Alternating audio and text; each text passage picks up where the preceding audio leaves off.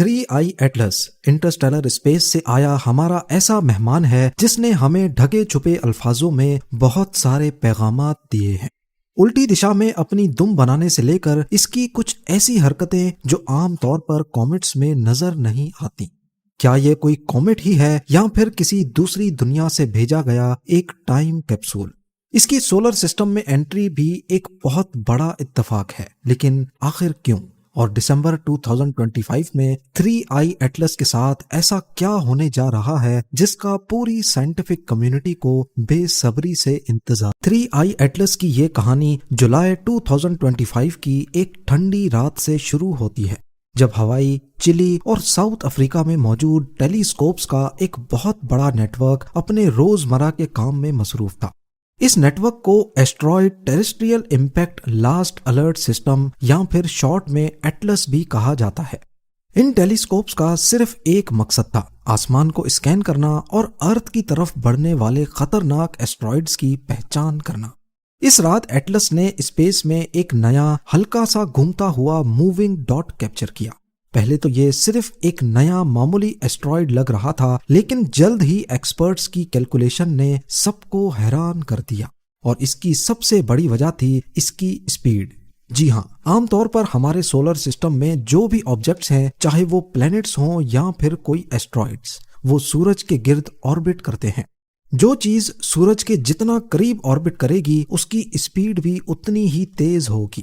جیسے مارس تقریباً 24 kilometres per second کی اسپیڈ سے آربٹ کرتا ہے، یعنی 86,400 کلومیٹرز پر آور۔ اسی طرح ارتھ کی اسپیڈ 29.8 کلومیٹرز پر سیکنڈ ہے، وینس کی 35 اور سورج کے سب سے قریب ہونے کی وجہ سے مرکوری کی اسپیڈ 47.9 کلومیٹرز پر سیکنڈ ہے۔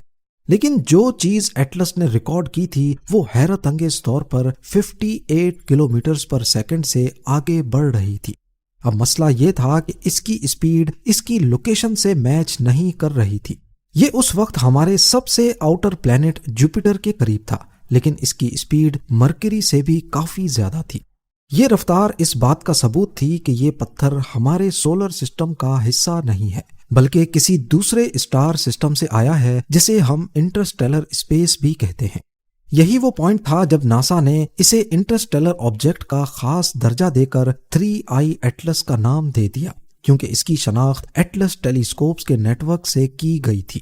جب اس کی شناخت ہو گئی تو سائنٹسٹ نے اس کے پرانے نشانات ڈھونڈنا شروع کیے۔ تب ان کو پتا چلا کہ یہ آبجیکٹ 2 مہینے پہلے مئی 2025 میں بھی نظر آ چکا تھا، مگر ایک دوسرے ٹیلیسکوپ پر جسے ٹیس کہا جاتا ہے، پر اس وقت ٹیس اسے آئیڈینٹیفائی کرنے میں ناکام رہا۔ خیر، جب 3i ایٹلس کی رفتار نے ثابت کر دیا کہ یہ ہمارے سولر سسٹم کا نہیں تو فوراً اسے ایک خاص آئیڈینٹی دی گئی۔ اس کے نام میں آئی شامل کیا گیا جو انٹرسٹیلر کو ظاہر کرتا ہے، اور کیونکہ یہ انسانی تاریخ میں ہمارے سولر سسٹم کے اندر ڈسکور ہونے والا تیسرا انٹرسٹیلر آبجیکٹ ہے، اسی لیے اس کے آگے 3 لگا دیا گیا، اور یوں اس کا نام پڑ گیا 3i ایٹلس۔ مگر آپ کو یہ جان کر حیرت ہوگی کہ 3i ایٹلس صرف ایک نمبر نہیں، بلکہ یہ ہمارے سولر سسٹم سے گزرنے والے دوسرے 2 انٹرسٹیلر مہمانوں سے بالکل الگ بھی ہے۔ ان کے نام تھے اومواموا اور بوریسوو۔ پہلا 2017 میں ڈسکور ہوا تھا، جبکہ دوسرا 2019 میں۔ یہ دونوں بھی انٹرسٹیلر اسپیس سے آئے تھے، لیکن 3i ایٹلس ان دونوں سے مختلف ہے۔ پہلا فرق ہے سائز کا۔ اومواموا 400 میٹرز لمبا تھا، بوریسوو کا کور 1000 میٹرز گہرا، جبکہ 3i ایٹلس ان دونوں سے کافی بڑا 5.6 کلومیٹرز تک چوڑا ہے۔ دوسرا بڑا فرق تھا ان کی رفتار کا۔ ایٹلس ان دونوں سے تقریباً ڈبل اسپیڈ سے آگے بڑھ رہا تھا۔ سائز اور اسپیڈ سے ہٹ کر دیکھا جائے تو 3i ایٹلس کا انٹری پوائنٹ بھی کافی عجیب تھا۔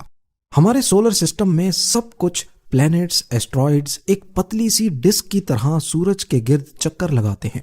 پہلے 2 انٹرسٹیلر آبجیکٹس ہمارے سولر سسٹم میں ڈسک کے اوپر سے انٹر ہوئے تھے، مگر 3i ایٹلس نے ایک عجیب کھیل کھیلا۔ یہ ہمارے سولر سسٹم کی ڈسک کے ساتھ بالکل سائیڈ اینگل سے داخل ہوا۔ ایکسپرٹس کا ماننا ہے کہ اس طرح بالکل سیدھی لائن میں آنا بالکل ویسا ہی ہے جیسے تیر کا صحیح نشانے پر لگنا۔ اسی وجہ سے 3i ایٹلس کی انٹری کو بھی ایک بہت بڑا کازمک کو انسیڈنس کہا جا رہا ہے، یعنی کائنات کا بہت بڑا اتفاق۔ پر آخر 3i ایٹلس ہمارے سولر سسٹم میں آیا کہاں سے ہے؟ 3i ایٹلس کا اصل ٹھکانہ تلاش کرنا ایک طرح سے وقت میں سفر کرنے جیسا تھا۔ جب سائنٹسٹ نے اس کی بے حد تیز رفتار اور اس کے سیدھے راستے کی جانچ پڑتال کی تو وہ اس نتیجے پر پہنچے کہ یہ کسی ایسے ان آئیڈینٹیفائیڈ اسٹار سسٹم سے آیا ہے جو اس وقت ہماری ملکی وے کے کور میں موجود ہے۔ آپ کو یہاں بتاتے چلیں کہ ہمارے سولر سسٹم کی طرح ہماری ملکی وے گلیکسی بھی ایک پتلی ڈسک شیپ میں ہے۔ یہاں نئے ستارے بنتے ہیں اور یہ بہت بھیڑ والا علاقہ ہے، لیکن اس پتلی ڈسک کو اگر 3D میں دیکھا جائے تو کور کے اوپر اور نیچے ایک بہت ہی کم بھیڑ والا قدیم علاقہ ہے جسے تھک ڈسک کہتے ہیں۔ یہ ملکی وے کا وہ حصہ ہے جہاں بہت پرانے ستارے موجود ہیں۔ سائنٹسٹ کا خیال ہے کہ 3i ایٹلس اسی تھک ڈسک سے نکل کر آیا ہے۔ تحقیق سے اندازہ لگایا گیا ہے کہ 3i ایٹلس کی ایج تقریباً 760 کروڑ سال ہے، جو اسے ہمارے پلینٹ ارتھ سے قریب 2 گنا زیادہ پرانا بناتی ہے۔ حالانکہ ہم یہ پتہ نہیں کر سکتے کہ اس کو کس اسٹار نے جنم دیا ہے، لیکن سائنسدانوں نے اس کا 1 کروڑ سال کا سفر ٹریک کیا ہے، اور حیرت انگیز طور پر اس پورے سفر میں یہ کسی دوسرے اسٹار کے اتنا قریب نہیں آیا جتنا یہ ہمارے سورج کے قریب سے گزرا ہے۔ جب 3i ایٹلس نے ہمارے سولر سسٹم کی باؤنڈری کو ٹچ کیا تو یہ چیز کسی تیز رفتار بے خوف مسافر سے کم نہیں تھی۔ اس وقت یہ سورج سے بہت دور جوپیٹر کے آربٹ سے بھی باہر سرد اور اندھیری اسپیس میں موجود تھا۔ اس وقت تک یہ بالکل ظاہر نہیں تھا، لیکن اس کی کہانی میں پہلا عجیب موڑ تب آیا جب یہ جوپیٹر کے قریب پہنچا، یعنی 5 ایسٹرونامیکل یونٹس دور۔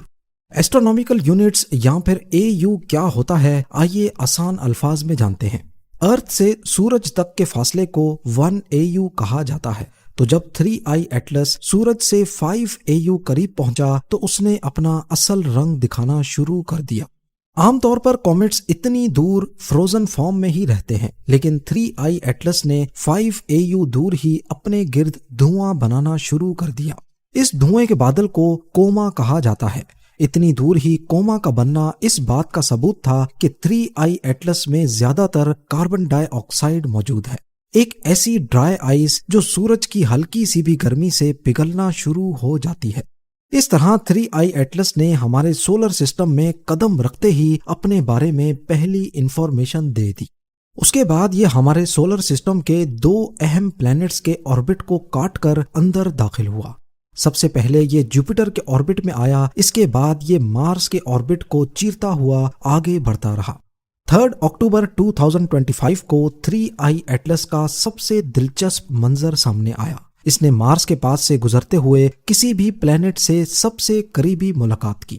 اس وقت مارس پر موجود ناسا کے روورز اور پروبز نے آسمان میں اس قدیم مہمان کی جھلک بھی کیپچر کی۔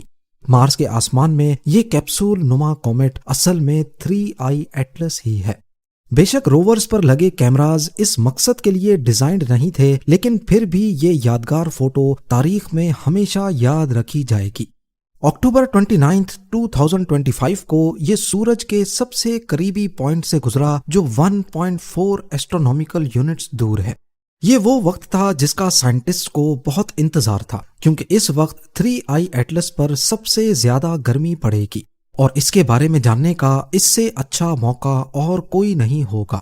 لیکن بدقسمتی سے 29 اکتوبر کو یہ سورج کے قریب سے گزرا تو صحیح، پر ارتھ سے یہ منظر دکھ نہیں پایا، کیونکہ ہم سورج کی اس سائیڈ پہ ہیں تو 3i ایٹلس سورج کے پیچھے سے گزر گیا۔ سورج کے فلیئر کی وجہ سے ہمارے ٹیلیسکوپس اس کی پیک ایکٹیویٹی کو دیکھ نہیں پائے۔ 3i ایٹلس کا ویو تو سورج کی وجہ سے بلاک ہو گیا، لیکن اس سے پہلے اس نے ایک ایسی حرکت کی جو ابھی تک سمجھ سے باہر ہے۔ جب 3i ایٹلس سورج کی طرف بڑھ رہا تھا تو سائنٹسٹ اس پر پڑنے والی روشنی کو باریکی سے نوٹ کر رہے تھے۔ وہ یہ جاننا چاہتے تھے کہ 3i ایٹلس کے کوما پر جب روشنی پڑتی ہے تو وہ کس ڈائریکشن میں بکھرتی ہے۔ نارملی کومیٹس اور ایسٹرائیڈ سے جب سورج کی روشنی ٹکراتی ہے تو وہ اوپر یا نیچے کی طرف بکھرتی ہے، جسے پازیٹیو پولرائزیشن کہا جاتا ہے۔ یہاں تک کہ پہلے 2 انٹرسٹیلر آبجیکٹس کی پولرائزیشن بھی پازیٹیو ہی تھی، لیکن 3I ایٹلس نے یہاں پر بھی سب کو حیران کر دیا۔ سائنٹسٹ نے دیکھا کہ جب اس کے کوما پر سورج کی روشنی پڑ رہی تھی تو وہ اوپر یا نیچے جانے کے بجائے واپس سورج کی طرف جا رہی تھی، یعنی اس کی پولرائزیشن نیگیٹو تھی۔ حیرت کی بات یہ تھی کہ 3I ایٹلس کی پولرائزیشن صرف نیگیٹو ہی نہیں بلکہ اتنی زیادہ نیگیٹو تھی کہ یہ کسی بھی آبجیکٹ میں اب تک ڈسکور کی گئی سب سے ایکسٹریم نیگیٹو پولرائزیشن تھی۔ پر اس میں صرف نیگیٹو پولرائزیشن ہی اس کو سب سے الگ نہیں بناتی۔ جیسا کہ آپ نے پہلے جانا کہ 3I ایٹلس نے جوپیٹر جتنی دوری پر ہی اپنے گرد گیس کا بادل بنا دیا تھا، یعنی اسے بہت دور ہی گرمی لگنا شروع ہو گئی۔ ایک طرف اس کوما سے ہمیں یہ معلوم پڑا کہ اس کومیٹ میں زیادہ تر ڈرائی آئس موجود ہے، وہیں سائنٹسٹ نے نوٹس کیا کہ اس گیس کے بادل میں نکل کے پارٹیکلز بھی موجود ہیں۔ یہ ایک عام بات ہوتی ہے، لیکن دوسرے کومیٹس اور ایسٹرائڈز میں نکل کے ساتھ ساتھ ہمیشہ آئرن پارٹیکلز بھی ضرور نظر آتے ہیں، کیونکہ یہ ڈیڈ اسٹار سے بنتے ہیں اور ان مرتے ہوئے ستاروں کے کور میں نکل اور آئرن ہمیشہ ساتھ ہی ہوتے ہیں۔ پر 3I ایٹلس میں پہلے آئرن کے نشانات موجود ہی نہیں تھے۔ آئرن کی کمی واقعی ایک مسٹری تھی اور یہاں پر بھی 3I ایٹلس نے سب کو حیران کیا۔ بعد میں جب یہ سورج کے اور زیادہ قریب آیا تو اچانک اس کے کوما میں آئرن بھی دکھنا شروع ہو گیا۔ اس عجیب کومیٹ کا یہ بیہیویئر ثابت کرتا ہے کہ یہ کسی اجنبی نظام سے آیا ہے اور اس کا اسٹرکچر ہمارے سولر سسٹم کے رول سے کافی الگ ہے۔ اگر آپ کو لگ رہا ہے کہ 3I ایٹلس میں صرف یہی انوکھی چیزیں تھیں تو ایسا نہیں ہے۔ ایک اور مقام پر بھی اس نے ناسا کے سائنٹسٹ کو حیران کیا ہے۔ نارملی جب کوئی کومیٹ ہمارے سولر سسٹم میں انٹر ہوتا ہے تو اس کی دم پیچھے کی طرف ہوتی ہے، یعنی سورج سے دور۔ پر حیران کن طور پر جب 3I ایٹلس ہمارے سولر سسٹم میں انٹر ہوا تو اس کی دم سورج کی طرف بن رہی تھی، یعنی جس ڈائریکشن میں وہ آگے بڑھ رہا تھا۔ امیجن کریں آپ تیز ہوا میں کھڑے ہیں اور آپ کے بال ہوا کی وجہ سے پیچھے ہو گئے ہیں، جو کہ ایک نارمل بات ہے۔ پر اگر اچانک آپ کے بال ہوا کے اگینسٹ آگے کی طرف ہو جائیں تو آپ کو کیسا لگے گا؟ ٹھیک ویسے ہی سائنٹسٹ 3I ایٹلس کی الٹی دم کو دیکھ کر چونک اٹھے، جس نے ثابت کیا کہ یہ کوئی عام پتھر نہیں ہے۔ بے شک بعد میں جب یہ سورج کے زیادہ قریب آیا تو اس کی دم نارمل پیچھے کی طرف ہو گئی۔ اس عجیب فینومینون پر بھی ابھی تک ریسرچ چل رہی ہے۔ اب اپڈیٹ یہ ہے کہ سورج کے پیچھے سے نکلنے کے بعد 3I ایٹلس تیزی سے ہمارے سولر سسٹم سے باہر نکل رہا ہے، مگر اس کی رخصتی سے پہلے 2 اہم ایونٹس ہونے باقی ہیں جن کو سائنٹسٹ دیکھنے کے لیے بے صبری سے انتظار کر رہے ہیں۔ ایکسپیکٹڈ ہے کہ دسمبر میں وہ سورج کے پیچھے سے نکل کر ارتھ کے قریبی پوائنٹ سے گزرے گا۔ اس دوران یہ دیکھا جائے گا کہ سورج کی گرمی نے اس کی کمپوزیشن اور شیپ میں کیا کچھ بدلا ہے۔ کیا وہ بھی نارمل ہوگا یا یہاں پر بھی 3I ایٹلس کچھ الگ کر کے سب کو حیران کرے گا؟ اور دوسرا 16 مارچ 2026 کو 3I ایٹلس دوبارہ سے جوپیٹر کے پاس سے گزرے گا۔ یہ آخری موقع ہوگا جب ہم اس کو اتنے قریب سے دیکھیں گے۔ اس پوائنٹ پر جوپیٹر کے گرد گھومنے والا ناسا کا پروب جونو کوشش کرے گا کہ اس کی آخری تصویر کیپچر کی جائے، کیونکہ اس کے بعد 3I ایٹلس ہمیشہ ہمیشہ کے لیے ہمارا سولر سسٹم چھوڑ کر چلا جائے گا۔